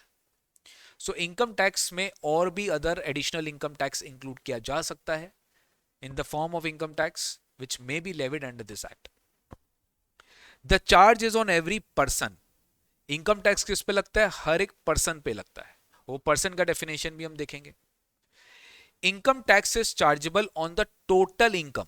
Income tax किस पे लग रहा है? टोटल इनकम पे लग रहा है। टोटल इनकम क्या था बताओ तो? 5 हेड्स को टोटल किया, क्लबिंग सेट ऑफ किया, उसको ग्रॉस इनकम बोलते हैं। Minus deductions under chapter 8, minus करके जो इनकम आएगा उसको टोटल इनकम बोलते हैं। तो उस total income earned during the tax year you will have to pay income tax. यहाँ पे कोई previous year assessment नहीं है। Alternate, additionally, tax can also be chargeable in respect of income of a period other than the tax year as provided in the act. Very very important. Sir, normally तो आप आपका जो total income पे tax आएगा वो during the tax year आपने जो earn किया है उसके ऊपर आ रहा है। Additionally tax can also be chargeable for any period other than the tax year as provided in the act. किसी और साल का भी आपके ऊपर इनकम टैक्स लगाया जा सकता है। जरूरी नहीं है कि करंट ईयर हो सकता है, 5-6 साल पहले का इनकम आपका ड्यू है तो उसका टैक्स भी आपके ऊपर लगाया जा सकता है। Will discuss. Lastly, income tax shall be levied as per and subject to various provisions in the act. मतलब एक्ट में लिखा हुआ रहेगा सारा प्रोविजंस, उसके हिसाब से अपने को इनकम टैक्स देना पड़ेगा। तो यहाँ पे तुमको क्या क्या चीज समझ में आया? एक बेसिक चीज है टोटल इनकम वाला बात, पर्सन वाला बात, टैक्स ईयर वाला बात, और रेट्स वाला बात, यही मेन चीज है जो देखने वाली बात है। बाकी तो सब लॉ का लैंग्वेज के लिए प्रोटेक्शन है, बाकी मेन फंडामेंटल यही है कि rates is given in the annual finance act और IT act 25 such as default tax regime. Person के ऊपर चार्ज है, total income earned during the tax year के ऊपर चार्ज है। ठीक है, ये चीज आप याद रखेंगे। ओके, अब एक बार एनुअल फाइनेंस एक्ट के बारे में बेटा कुछ डिस्कस करते हैं। जो एनुअल फाइनेंस एक्ट होता है ना, जब भी कोई फाइनेंस एक्ट आता है तो वो अपने साथ 4 पार्ट्स लेकर आता है। ठीक है, वो अपने साथ 4 पार्ट्स लेके आता है और चारों पार्ट की अपनी अपनी खासियत होती है। कोई भी फाइनेंस एक्ट जब रेट्स का हम बात करें तो 4 तरह का रेट्स लेके आता है, 4 तरह से बात करता है। एक, जैसे मान लो मैं अगर बात करूं, ये मैं एक एग्जांपल ले रहा हूं फाइनेंस एक्ट 26 का। जो फाइनेंस एक्ट 26 आया, ऑब्वियसली कब से लागू होगा? ये 1 अप्रैल 2026 से ही लागू हो जाएगा। समझो, मैं इसका भी एक बेसिक आइडिया आपको देता हूं। एज अ स्टूडेंट मेरे को बहुत कंफ्यूजन होता था, तो मैं अज्यूम कर रहा हूं आपको भी होगा, तो आपको एक बेसिक फंडामेंटल आइडिया देता हूं। क्या होता है, जैसे 1 फरवरी को फाइनेंस बिल आता है, यह है 2026 का टाइम। फाइनेंस बिल आया, लोकसभा में प्रेजेंट हुआ, उसको अप्रूवल एंड ऑल लेने में 1-1.5 महीना लग जाता है।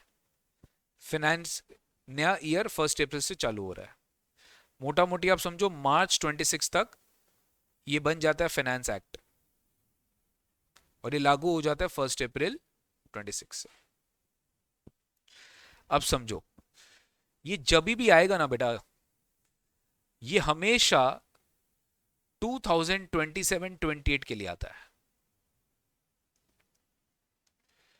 ये टैक्स ईयर 2027-28 के लिए आया, यानी कि उस साल जो लोग भी टैक्स देगा, उस साल जो लोग भी टैक्स देगा, उस साल कौन लोग टैक्स देगा? समझो, मान लो ये 31 मार्च 27 और ये है 31 मार्च 28। ये इस साल कौन लोग टैक्स देगा? जो इस साल इनकम कमाएगा। तो इस साल इनकम कमाने के पहले ही सरकार बोल दिया ये लो फाइनेंस एक्ट आ गया है, अब तुम इनकम कमाना चालू करने वाले हो, तो तुम सोच समझ के लॉ का अमेंडमेंट देख लो, अकॉर्डिंगली तुम अपना प्लानिंग करना कि बेसिकली ईयर स्टार्ट होने के पहले एक्ट आ गया, फाइनेंस एक्ट आ गया और फाइनेंस एक्ट ने सारा चेंजेस कर दिया जहां जहां उनको चेंजेस करना था। Accordingly people have started planning from 1 April 26 that इस साल हम जो भी इनकम कमाएंगे और हमको अगले साल 27-28 पे टैक्स देना है इस साल के इनकम पे, तो मेरे जो फाइनेंस एक्ट आता है ना, वो हमेशा इस करंट ईयर के इनकम अर्निंग पर आता है। ठीक है, करंट ईयर के इनकम अर्निंग पे। अब तुम समझो, यहां पे 31 मार्च 27 है, अगला फाइनेंस एक्ट यहां भी आएगा, 1 Feb 27 को आएगा, तो वो किसके लिए आएगा? जो इस साल इनकम अर्न कर रहा है उसके लिए आएगा। अभी इस साल जो इनकम अर्न करेगा उसके लिए तो कुछ है ही नहीं। अभी तो जो इस साल टैक्स देगा 27-28 में, कौन देगा? जो 26-27 में इनकम कमा रहा है। I hope you got my point. तो फाइनेंस एक्ट ईयर चालू होने के पहले आ जाता है कि आप इनकम कमाने जाने वाले हो, अब आप अपना भैया सब एडजस्टमेंट कर लो, सब देख लो कैसे कैसे क्या करना है, प्लानिंग कर लो। तो शेड्यूल जो एनुअल फाइनेंस एक्ट का जो पहला पार्ट है वो यही बोलता है कि जो जो टैक्स ईयर 26-27 का रेट होगा, आई रिपीट, जो जो टैक्स ईयर 2026-27 का रेट होगा, पार्ट 1 वो ही बोलता है। यानी 2026-27 का, इस साल का जो टैक्स रेट होने वाला है वो ही ये बताएगा। क्या? जो टैक्स ईयर का रेट होने वाला है, दैट करेंट टैक्स ईयर का जो रेट होने वाला है, accordingly part 1 of the first schedule to finance act specifies the rates of the tax for the tax year 26-27। मतलब जो इस साल टैक्स पे करने वाला है, जो इस साल का टैक्स पे करने वाला है, उसको इस साल का रेट पता चल जाएगा। दूसरा दूसरा सर क्या है? दूसरा ये है part 2, it specifies the rates eight which TDS will be deducted. अब जैसे करेंट टैक्स ईयर में बहुत लोग मेरे को इनकम पे करेंगे, तो इनकम पे करते ही वो टीडीएस काटेंगे। जैसे मान लो मैं जॉब कर रहा हूँ, सैलरी मिलेगा, मैं हाउस प्रॉपर्टी रेंट पे दे के रखा हूँ तो मेरे को रेंटल इनकम मिलेगा, तो हर चीज पे टीडीएस कटता है बेटा। टीडीएस आपको बाद में पढ़ाया जाएगा टैक्स डिडक्टेड एट सोर्स। तो टीडीएस जो है वो मेरे पे डिडक्ट किया जाएगा करंट टैक्स ईयर में, उसके रेट्स पार्ट 2 में दिए हुए रहते हैं सर, किस किस रेट्स पे टीडीएस कटेंगे। पार्ट 3 में क्या रहता है sir? It gives the rates for calculating income tax for deducting TDS from salary and computation of the advance tax during the next tax year where the SSE exercise the option to shift out of the default tax regime.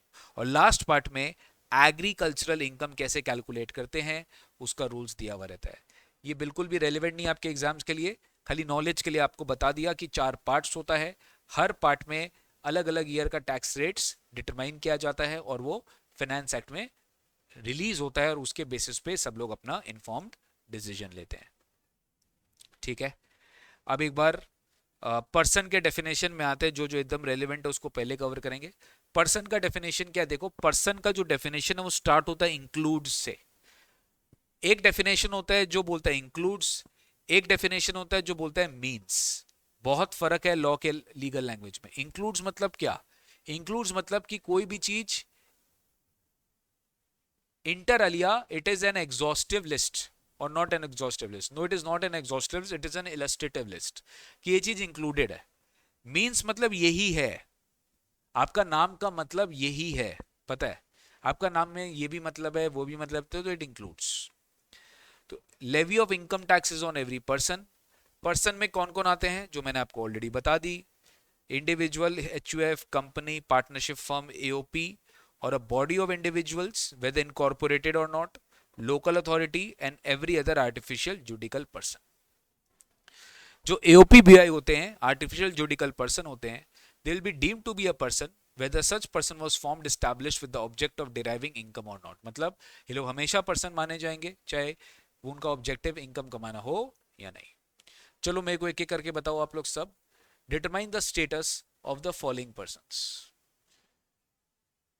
Mister Khan, नाम तो सुना ही होगा, ये हो गए individual, he will be an individual. आप लोग का पूरा फुल अटेंशन चाहिए प्लीज।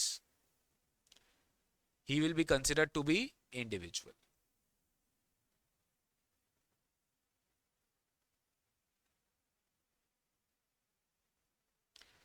दिल्ली म्युनिसिपल कॉर्पोरेशन, बताइए दिल्ली म्युनिसिपल कॉर्पोरेशन क्या होगा, कौन सा पर्सन है वो? दिल्ली म्युनिसिपल कॉर्पोरेशन कौन सा पर्सन है? लोकल अथॉरिटी है। सॉरी, मैं थर्ड वाला पहले डिस्कस कर लिया।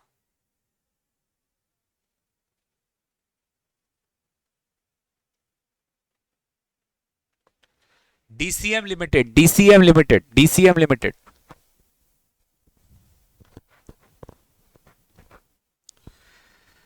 डीसीएम लिमिटेड क्या हो गया? कंपनी। लिमिटेड कोई भी होता है वो कंपनी होता है। एजेपी कैसे होगा बेटा? म्युनिसिपल कॉर्पोरेशन लोकल अथॉरिटी हुआ, वो भी एक पर्सन है। सोल प्रोप्राइटरशिप, एक सोल प्रोप्राइटरशिप बिजनेस है, वो भी एक इंडिविजुअल है। सोल प्रोप्राइटरशिप बिजनेस भी एक इंडिविजुअल है। एक्स वाई एन कंपनी है, firm of X and Y, एक पार्टनरशिप फर्म है एक्स एन वाई का, उन्होंने एक फर्म बनाया एक्स वाई एन कंपनी, तो ये क्या हो गया? Firm.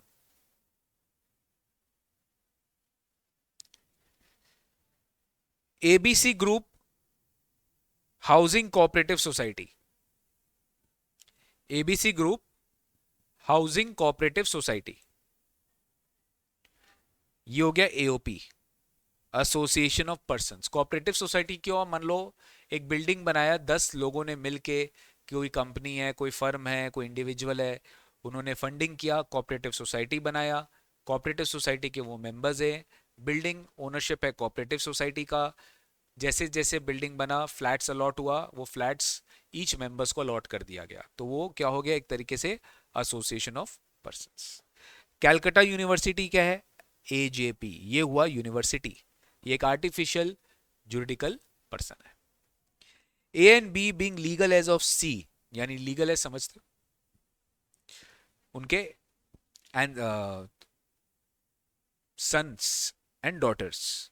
A and B being legal as of C continues business of C without entering into partnership. दो लोग आपस में साथ में बिजनेस कर रहे हैं बट बिना पार्टनरशिप के, तो इनको हम क्या बोलेंगे? Body of individuals, BOI। इनको हम क्या बोलेंगे? Body of individuals. ठीक है सर, एओपी बीओआई के बीच में कंफ्यूजन हो रहा है। देखो, कंफ्यूजन दूर कर दिया डिफरेंसेस बता के। एओपी में consist of non individuals, AOP में नॉन इंडिविजुअल्स भी हो सकते हैं, बट बॉडी ऑफ इंडिविजुअल्स में खाली इंडिविजुअल्स ही होंगे। EOP implies a voluntary get together for a common object to engage in the income producing activities। यानी यहाँ पे कॉमन गेट टुगेदर होता है कि हम एक साथ काम करेंगे। ये मे और may not have a common object, जरूरी नहीं है कॉमन ऑब्जेक्ट हो, विल हो, बाई फोर्स भी हो सकता है। JV of X and Y with a common object to produce income in cooperative societies, cooperative societies भी AOP का एक बहुत अच्छा एग्जाम्पल है। BOI जैसे मैंने आपको बताया, दो लीगल एयर्स है, एक मिस्टर एक्स जेड के who died and they are just continuing the business without entering into partnership, they do not have any common will or object। तो ये हो गया बॉडी ऑफ इंडिविजुअल्स। क्लियर है दोस्त? बोली भाई। अब एक बार टैक्स ईयर का डेफिनेशन में आते हैं। टैक्स ईयर का मीनिंग क्या है sir? Tax year means a period of 12 months जो हमेशा 1 अप्रैल स्टार्ट होगा every year. Tax year 26-27 will commence from 1st April and it will end on 31st March। क्योंकि 1st अप्रैल चालू होगा तो 12 महीना एंड कब होगा? 31st मार्च। वो हमेशा 12 महीना का पीरियड होगा जो कि 1st अप्रैल स्टार्ट होगा। लेकिन जरूरी है क्या कि कोई भी टैक्स ईयर हमेशा 1st ईयर से स्टार्ट हो, 1st अप्रैल से नहीं। मान लीजिए मैंने कोई बिजनेस नया सेट किया, मेरे को बिजनेस सेट करते करते टाइम लग गया, मैं 1 नवंबर को बिजनेस सेट किया। मान लो मैं 1 नवंबर को बिजनेस सेट किया, उसके पहले मेरा कोई बिजनेस ही सेट नहीं था। या फिर मेरी पहली इनकम जो आई वो 1 नवंबर को ही आई। My source of income newly coming into existence, it did not arise before. पहली बार मिड ऑफ द ईयर में वो इनकम आया। या कोई भी बिजनेस पहली बार सेट किया, न्यूली सेटअप है, तो tax year can never be from 1 April. तो टैक्स ईयर का स्टार्टिंग डेट पता क्या होगा? जिस दिन आपने बिजनेस को सेट किया 1 नवंबर, उस दिन का होगा। और वो एंड कब होगा? 31 मार्च में। तो स्टार्ट डेट में differ but end date will never differ. Start date में डिफर, स्टार्ट डेट अलग हो सकता है, 1 नवंबर हो सकता है, दिसंबर हो सकता है, यहां तक कि 1 मार्च भी हो सकता है, बट एंड हमेशा किधर होगा? 31 मार्च को होगा। एंड हमेशा आपका टैक्स ईयर 31 मार्च को होगा। तो जिस दिन आपने अपने बिजनेस को सेट कर ली, उस दिन हम उसको बोलते हैं कि वो टैक्स ईयर स्टार्ट हो गया। It is the period starting from the day you set up the business या the day on which the income comes into existence. तो इन दिस केस, जैसे मान लो एक सीए अपना प्रैक्टिस स्टार्ट कर रहा है, CA started his practice, CMA और CA started his practice on 1 June 2006। तो this tax year will be 1 June 2006 से लेके 31 मार्च 2007। समझ में आया? अकॉर्डिंगली आप उसका टैक्स ईयर डिटरमाइन करेंगे। लेकिन मान लो बिजनेस ऑलरेडी रनिंग चल रहा है, तो फिर टैक्स ईयर 1 अप्रैल से होगा। लेकिन अगर सेटअप डेट, अगर first year your tax year में बी लेस देन 12 मंथ्स, आपका पहला साल टैक्स ईयर 12 महीने से कम का हो सकता है। Am I clear on this? पहला साल आपका जो टैक्स ईयर है वो 12 महीने से कम का हो सकता है। ठीक है सर? इनकम टैक्स एक एनुअल टैक्स होता है, मतलब साल में आपको ईयरली देना पड़ रहा है, अनलाइक जीएसटी जो मंथली देनी पड़ती है। ठीक है? तो income tax is your annual tax on income and it is charged on every person on his total income. Income tax is charged on income tax is an annual tax on income and it is charged on every person on his total income. Income of a tax year is charged in the next following tax year as per the tax rates applicable for the relevant tax year। आपको बोल ही दिया, जैसे क्या income of tax से मान लो 25-26 का income है, वो नेक्स्ट ईयर 26-27 में टैक्स होगा as per the tax rates applicable for the relevant tax year। Tax rates are fixed by Annual Finance Act। Tax rates are fixed by Annual Finance Act। आपका जो income tax rates है वो annual finance act में भी आ रहता है और income tax act 25 में भी रहता है। Largely income tax I mean rates जो है वो एनुअल फाइनेंस एक्ट से आता है। तो it is charge in the next following tax year as per the rates applicable for the relevant tax year. जैसे मान लो अगर आपका रेलिवेंट टैक्स ईयर 27-28 है जिसमें आप टैक्स पे कर रहे हो, तो आपका टैक्स रेट्स भी उसी असेसमेंट उसी रेलिवेंट टैक्स ईयर के हिसाब से चार्ज किया जाएगा। यहां तक कोई doubt? Computation of total income and tax liability हम लोग ऑलरेडी डिस्कस कर चुके हैं। इनकम का दो क्लासिफिकेशन होता है, एक एग्जेम्प्ट इनकम, एक टैक्सेबल इनकम। तो एग्जेम्प्ट इनकम तो इंक्लूड होता ही नहीं है, एग्जेम्प्ट इनकम आपको एक्सक्लूड कर देना होता है। जो टैक्सेबल इनकम होते हैं उसमें 5 हेड्स होती है, salaries, house property, profit and gains of business और profession, capital gains and income from other sources. ये पांचों हेड्स मिलाकर आपको देता है ग्रैंड टोटल जीटीआई। और अल्टीमेटली इस ग्रैंड टोटल जीटीआई में से आप चैप्टर 8 के अंदर में डिडक्शंस माइनस करते हो to get the total income, और आपको यहां पे मिल जाता है total income to get the total income. ठीक है सर, टोटल इनकम का जो फॉर्मेट है वो इस तरीके से कुछ अपने निकालते हैं। आपका एसएससी का नाम होता है, एसएससी कौन होता है वो अपने नेक्स्ट क्लास में देखेंगे। बेसिकली टैक्स पेयर को ही इनकम टैक्स एक्ट के भाषा में एसएससी बोला जाता है। फिर इसका टैक्स ईयर लिखा जाता है, इसका स्टेटस लिखा जाता है, मान लो इंडिविजुअल है, सैलरी का कंप्यूटेशन कर लिए, हाउस प्रॉपर्टी का कंप्यूटेशन कर लिए, पीजीबीपी का कंप्यूटेशन कर लिए, कैपिटल गेन का कंप्यूटेशन कर लिए, अदर सोर्सेज का कंप्यूटेशन कर लिए, क्रॉस टोटल इनकम ऐड करके निकाल लिए, -8 चैप्टर 8 का डिडक्शंस लेस कर दिए, एंड फाइनली हमारा टोटल इनकम आ गया। This is how we calculate total income. Steps क्या है ये आप खुद से घर पर पढ़िएगा, मैंने ऑलरेडी आपको समझा दिया कि कैसे we have we calculate our tax and total income. Residential status निकालते हैं, इनकम क्लासीफाई करते हैं, exclude income exemptions, computation of income under each head, clubbing करते हैं, सेट ऑफ करते हैं, फाइनली जीटीआई निकालते हैं, डिडक्शंस माइनस करते हैं, टोटल इनकम निकाल लेते हैं, उसके बाद रेट्स अप्लाई करते हैं, फिर रिबेट अप्लाई कर सकते हैं, सरचार्ज सेस, ये मैंने 3 आपको एक साथ करा दिया था। ये अभी अंदर के प्रोविजंस अगर आपको नहीं भी समझ में आए छोड़ देना, बेसिक आइडिया अपने को चाहिए। फिर एएमटी टैक्स निकाला जाता है, then you decide which regime you need to opt for, and finally you take credit of the advance tax and TDS। यानी कि जो आपके ऊपर TDS कट चुका है या जो आपने एडवांस में टैक्स दे दिया है वो आपको फाइनली क्रेडिट लेस कर दिया जाता है to calculate the tax payable. ठीक है, आज के लिए बेटा हम इतना ही रखेगा। नेक्स्ट क्लास में ये बाकी का जो पोर्शंस मेरा बचा हुआ है, थ्योरेटिकल पार्ट बचा हुआ है और कुछ डेफिनेशंस मुझे कवर कराना है, वो मैं कवर करा दूंगा आपको नेक्स्ट क्लास में। ठीक है, तो components of income tax law finish हुआ, चार्ज फिनिश हुआ, कंपटीशन फिनिश हुआ, स्टेप्स फिनिश हुआ। ये अपने 4 चीज कर लिए। नेक्स्ट क्लास में अपने ये बाकी का 3 चीज भी कवर कर लेंगे सर, क्योंकि इनिशियल क्लासेस को थोड़ा मुझे स्ट्रेस नहीं देना, प्रेशर नहीं देना, आराम आराम से चलेंगे, कोई हड़बड़ी नहीं है सर। ठीक है, चलो कोई डाउट है तो पूछ सकते हो, वरना आज के लिए हम क्लोज करेगा।